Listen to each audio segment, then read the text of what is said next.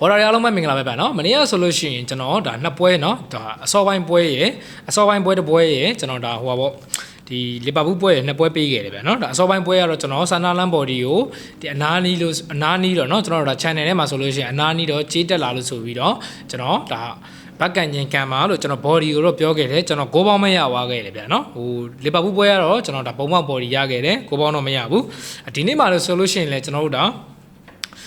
Super Sunday ရဲ့တကယ်ဒါပွဲကြီးပွဲကောင်းလို့ပြောရမယ်ဒါအဆင့်1နေရာကအာဆင်နယ်နဲ့ဒါအဆင့်5နေရာကဒါမန်ယူတို့ကဒါထိတ်တဲ့တွေ့ဆုံတယ်ဗျာနော်ဒီအာဆင်နယ်ရာဆိုလို့ရှိရင်လည်းကျွန်တော်ဒါဒီနေ့ရာဒီမှာဆိုလို့ရှိရင်အကောင်းဆုံးပုံစံနေနဲ့ဒါဖလားရဖို့အတွက်လက်ရှိမှာရေပန်းစားဆုံးအသင်းဖြစ်နေပြီးတော့မန်ယူကလည်းကျွန်တော်တို့ဒါဒီပွဲသာနိုင်ခဲ့မယ်ဆိုလို့ရှိရင်မျှော်လင့်ချက်တွေအများကြီးရှိလာမယ်ပွဲဖြစ်တယ်ဗျာနော်1 to 4တဲ့ဝင်မလားဒါဒီနောက်ပိုင်းပွဲတွေမှာတောက်လျှောက်เนาะဇက်တိုက်နိုင်မယ်ဆိုလို့ရှိရင်တော့မှဒါဖလားကိုစိန်ခေါ်နိုင်တယ်ဆိုတော့အသင်းမျိုးဖြစ်လာနိုင်မလားမန်စီးတီးနဲ့ပွဲတုန်းကလို့ခြေစွမ်းမျိုးနဲ့ဆိုရင်ပြောတာဗျာနော်ဒီနေ့မှာတော့ကျွန်တော်ဒါအာဆင်နယ်နဲ့မန်ယူပွဲကိုကျွန်တော်အရင်ဆုံးသုံးသပ်ပေးမယ်ဗျာနော်အာဆင်နယ်နဲ့မန်ယူဒီကျွန်တော်တို့ဒီမနေ့ကျွန်တော်ဖွင့်ထားတဲ့ဈေးတန်းဒီအာဆင်နယ်ကနေပြီးတော့ 1D ကိုပေါင်းက3လုံးကိုပြား40ပြန်ရမယ်ဗျာနော်အဲ့တော့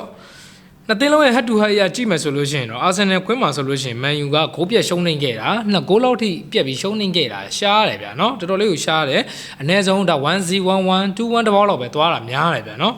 ်အဲ့တော့ဒီနေ့ရသည်ကျွန်တော်ဒါအာဆင်နယ်ရဲ့ဒါအိမ်ကွင်းဆက်ဆောင်ရည်ကျွန်တော်ဒီနောက်ပိုင်းတွေမှာပြန်ကြည့်မယ်ဆိုလို့ရှိရင်လည်းအာဆင်နယ်ဒီအိမ်ကွင်းတွေမှာဒီနောက်ပိုင်းတွေနောက်ပိုင်းပွဲတွေကိုပြောတာနော်ဂိုးပြက်နိုင်ခဲ့တာကအက်စတွန်ဗီလာလွဲလို့ကျန်တဲ့အသင်းတွေတသင်းမှမရှိဘူးဗျာနော်သူနိုင်နေဆိုရင်တော့မှဒါကတ်နိုင်သွားတယ် 2-1-1-0 လောက်နဲ့ပဲကတ်နိုင်ထားတာများတယ်ဗျာနော်ဒါမန်ယူရဲ့လက်ရှိကျွန်တော်ဒီဒါဘီပွဲတုန်းကလို့ခြေစမ်းမှုနဲ့ပြန်လာမဲ့ပုံစံနဲ့ဆိုလို့ရှိရင်တော့ဒီနေ့ပေးထားတဲ့ဂျေးဒီအာဆင်နယ်အတွက်တော်တော်လေးကိုဒါ challenge ဖြစ်တယ်မန်ယူရဲ့ကျွန်တော်ဒါနော်အဝေးကွင်းပိုင်းဆောင်းဆောင်ရင်ကျွန်တော်ပြန်ကြည့်မယ်ဆိုလို့ရှိရင်မန်ယူဒီအဝေးကွင်းတွေမှာဆိုလို့ရှိရင်ဂိုးပြက်ရှုံးနေခဲ့တာတပွဲမှမရှိသေးဘူးဗျာနော်သူရှုံးနေဆိုလို့ရှိရင်တော့ဂိုးပြက်ရှုံးနေခဲ့တာမရှိဘူးကျွန်တော်အနည်းဆုံးတရေလောက်ထိခံပြီးတော့ကစားထားတာကိုတွေ့ရတယ်ဒါပေမဲ့ဒါတော့မှဒါဟိုပါပေါ့ကျွန်တော်နီးပြအမ်မိုရင်လက်ထက်မှာကစားခဲ့တာနော်အခုကာရစ်ကိုင်ပြီဆိုတော့ဒီနေ့ပွဲမှာရောဘယ်လိုခြေစမ်းမျိုးတွေဘယ်လိုကစားပုံတွေနဲ့ပွဲထွက်လာအောင်မလဲဆိုတော့ကျွန်တော်တစ်ချက်ဆောင်းကြည့်ရမယ်အဲ့တော့ဒီနေ့ပေးထားတဲ့ဈေးတန်းကအာဆင်နယ်ကနေပြီးတော့ကျွန်တော်တို့ဒါ 1D နဲ့ပေးထားတဲ့အတွက်ကြောင့်ဒီနေ့ပွဲမှာအာဆင်နယ်နိုင်ခဲ့မယ်ဆိုရင်တော့ကျွန်တော်ကတော့ကတ်နိုင်သွားမယ်လို့ပဲထင်တယ်ကတ်နိုင်ဖို့ပဲများတယ်ဗျာနော်ကတ်နိုင်မနိုင်တရေလောက်ပဲကစားနိုင်မလားကျွန်တော်ဒါလေးတစ်ချက်ဆောင်ကြည့်ရမယ်ကျွန်တော်မန်ယူဖန်မို့လို့မန်ယူဘက်ကလိုက်ပြီးပြောတာတော့မဟုတ်ပါဘူးအကြိုက်တူမှာဆော့ပါကျွန်တော် Manchester United body ကိုပဲကျွန်တော်ရွေးတယ်ကိုပေါင်းကတော့3လုံးကိုပြား40ပျော်ရွှင်ခွင့်ဖြစ်တဲ့အတွက်ကြောင့်နှစ်သင်းလုံးရဲ့တွေ့ဆုံမှုတွေမှာအနည်းဆုံးဒါနှစ်သင်းလုံးကလည်းလက်ရှိမှာဒါဂိုးမြူးနေတဲ့အသင်းတွေဖြစ်တယ်ဗျာနော်ပေးကိုရောရာကိုရောဂိုးမြူးနေတဲ့အသင်းတွေဖြစ်တယ်အာဆင်နယ်ကလည်းအိမ်ကွင်းတွေမှာဆိုလို့ရှိရင်ပွဲတိုင်းဒီပါဂိုးပေးထားရတယ်ဗျာနော်မန်ယူကလည်းအဝေးကွင်းတွေမှာဆိုရင်ဂိုးပေးထားတဲ့အတွက်ကြောင့်ဒါ head to head အရာဆိုလို့ရှိရင်ရောကျွန်တော်ဒါဒီနေ့ပွဲမှာအနည်းဆုံးကိုပေါင်းက3လုံးလောက်ထိတော့ပေါ်လိမ့်မယ်လို့ကျွန်တော်ထင်တယ်အဲ့တော့ Man U body ရဲ့ကျွန်တော်ကိုပေါင်းအပေါ်ကိုကြိုက်ပါတယ်ဗျာနော်နောက်ထပ်တစ်ပွဲကကျွန်တော်ဒါနျူကာဆယ်နဲ့အက်စတွန်ဗီလာရဲ့ပွဲဖြစ်တယ်ဗျာနော်နျူကာဆယ်နဲ့အက်စတွန်ဗီလာရဲ့ပွဲစဉ်ဒီကျွန်တော်ဒါလက်ရှိ table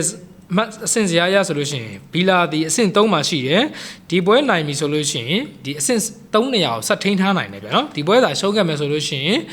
အဆင့်3နေရာကနေပြန်ဆင်းရဖို့များတယ်အဲ့တော့ဗီလာအနေနဲ့ဒီနေ့ပွဲမှာပြီးခဲ့တဲ့ပွဲတွေမှာဒါရှုံးထားတယ်ဆိုပေမဲ့ဒီနေ့ပွဲမှာတော့တော်တော်လေးကိုပြင်ဆင်ပြီးတော့ပွဲထွက်လာဖို့များတယ်ပြီးတော့နျူကာဆယ်ကလည်းဒါ line လောလောဆယ်ထွက်ထားတဲ့ line အရဆိုလို့ရှိရင်လူမစုံဖို့များတယ်ဗျာနော်သူတို့အားထားတဲ့တိုက်စစ်မှုလည်းမပါတော့ဘူးလို့ထင်တယ်အဲ့တော့ကျွန်တော်တို့နှစ်သင်းလုံးရဲ့ head to head ကိုကျွန်တော်ကြည့်မယ်ဆိုလို့ရှိရင်လည်းနျူကာဆယ်အင်ကွင်းမှာဆိုလို့ရှိရင် Aston Villa ကိုနျူကာဆယ်ဒီအမြဲတမ်းအသာစီးရထားတာကိုတွေ့ရတယ်ဒါပေမဲ့ဒီနှစ်ရက်ဒီခြေစွမ်းအရဆိုလို့ရှိရင်တော့နျူကာဆယ်ကကျွန်တော်ဒါအင်ကွင်းပိုင်းမှာဆိုလို့ရှိရင်အိမ်ကွင်းကောင်းတဲ့နေရာမှာပါတယ်ဗျာနော်ဒါဒီနေ့ရသည်မှာဆိုရင်အိမ်ကွင်းတော်တော်လေးကောင်းတယ်ဖူဟောင်နိုင်တယ်ချက်စီကိုတည်ရကစားတယ်ဒါပဲလေးတို့လီတို့လည်းအကုန်နိုင်တယ်ဗျာနော်ဒါဘုံမောက်ကိုတော့ FA ကပ်မှာတည်ရကြတယ်ဗျာနော်မန်စီးတီးကိုဒါဒီနောက်ပိုင်းပွဲတွေမှာအိမ်ကွင်းရှုံးပွဲတစ်ပွဲသာရှိထားတာဗျဖီလာကလည်းကျွန်တော်တို့ဒါအဝေးကွင်းပိုင်းဆောင်းဆောင်ရည်ကိုကျွန်တော်ကြည့်မယ်ဆိုလို့ရှိရင်ဖီလာကလည်းအဝေးကွင်းပိုင်းမှာကောင်းနေတဲ့မှာပါတယ်ချက်စီကို 1-2 နဲ့နိုင်တယ်ကျွန်တော်ဒါအာဆင်နယ်တသင်းရောသူဂိုးပြက်ရှုံးထားတယ်ဗျာနော်ဒီနောက်ပိုင်းပွဲတွေမှာဆိုလို့ရှိရင်ပြီးရင်ကျွန်တော်ဒါပဲလေးကိုတည်ရကစားတယ်စပါးကိုလည်းဒါအဝေးကွင်းမှာ2-1နဲ့နိုင်တယ်ဗျာနော်ဒါယူဘာလီမှာလည်းဖီနာဘာဂျီကိုအဝေးကွင်းမှာနိုင်ထားတယ်အဲ့တော့ဒီနေ့ပေးထားတဲ့ဈေးတန်းကနျူကာဆယ်ကနေပြီးတော့ကျွန်တော်တို့ဟောပေါ့တရေ80တရေပြား80ရှုံးနဲ့စတင်ထားတဲ့အတွက်ကြောင့်ဒီနေ့ပွဲဒီနယူကအိမ်ရှင်ဖြစ်တဲ့အတွက်ကြောင့်တ တာတယ်အိမ်ခွင်းကောင်းတယ်ဆိုတာကိုမှန်မြင်မဲ့ကျွန်တော်ကတော့ဒီနေ့ပွဲမှာအဆင့်3နေရာကိုဆက်ထိန်ဖို့အမှတ်လိုနေတဲ့ Aston Villa ကိုပဲကျွန်တော်ကပိုကြိုက်မိတယ်ညီကိုတို့လည်းအကြိုက်တူမှာဆော့ပါအဲ့တော့ကျွန်တော်ဒါဂိုးပေါင်းကလည်း3လုံးကို30စားဖြစ်တဲ့အတွက်ကြောင့်နှစ်သင်းလုံးရဲ့လက်ရှိခြေစွမ်းအရာရောဟတ်တူဟတ်အရာရောကြည့်မယ်ဆိုလို့ရှိရင်ဒီနေ့ပွဲဒီအနည်းဆုံး2-1တစ်ပေါက်2-2တစ်ပေါက်လောက်တော့သွားမယ်လို့ကျွန်တော်ထင်တယ်အဲ့တော့ Aston Villa body ရဲ့ဂိုးပေါင်းအပေါ်ကိုကျွန်တော်ရွေးပါတယ်ဗျာနော်မောင်းကတ်တွေကျန်တဲ့တပွဲကောင်းတွေကိုတော့ဒါကျွန်တော်ရဲ့ channel ထဲမှာကျွန်တော်တင်ပေးမယ်ကျန်တဲ့ပွဲလေးတွေကိုဒါသုံးသပ်မှုတွေကြည့်ကျင်တဲ့ညီကိုတွေကကျွန်တော် channel လေးကို join ပေးကြပါကျွန်တော် bio မှာဆိုလို့ရှိရင်ဆက်သွယ်ရမယ် Telegram Viber အကုန်ရေးထားပါတယ်ဗျာနော်ဒီနေ့တော့တော့ပါပဲဗျာနော်အားလုံးကျေးဇူးတင်ပါတယ်